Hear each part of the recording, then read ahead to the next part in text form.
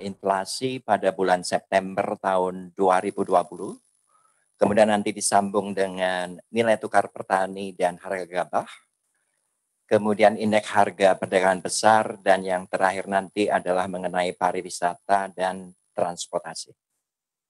Saya akan mulai dengan inflasi pada bulan September tahun 2020. Kalau kita lihat perkembangan harga berbagai komoditas pada bulan September tahun 2020 ini secara umum menunjukkan adanya penurunan.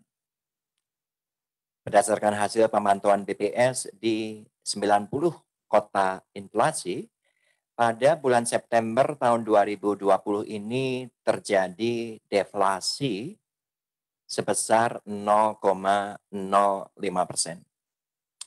Dengan adanya deflasi sebesar 0,05% pada bulan September tahun 2020 ini, maka tingkat inflasi pada tahun kalender adalah sebesar 0,89%, sedangkan tingkat inflasi tahun ke tahun atau Y on Y adalah sebesar 1,42%.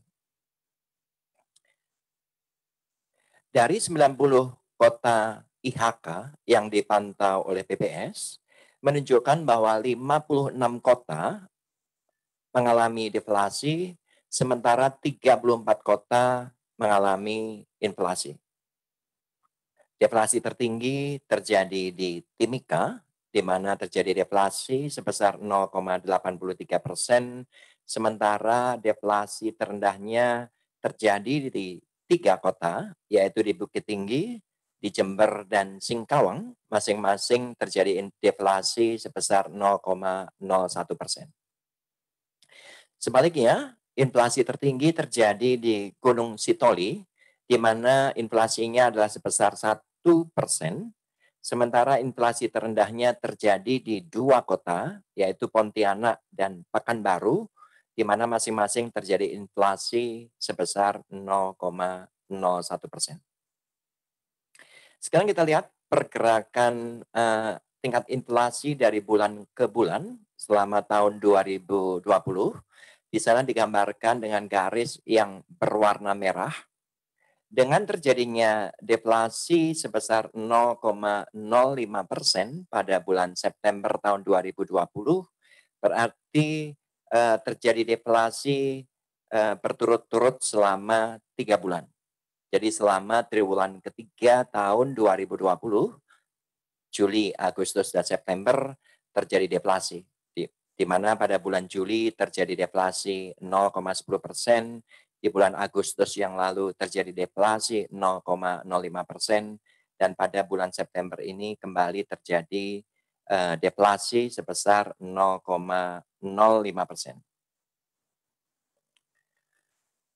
Untuk inflasi tahunannya bisa dilihat di bawah bahwa inflasi pada bulan September tahunan itu adalah sebesar 1,42%,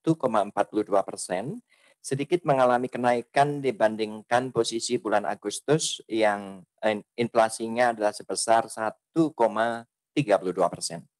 Tetapi kalau kita bandingkan dengan posisi bulan Juli, awal triwulan ketiga tahun 2020, inflasi bulan September yang sebesar 1,42% ini lebih rendah.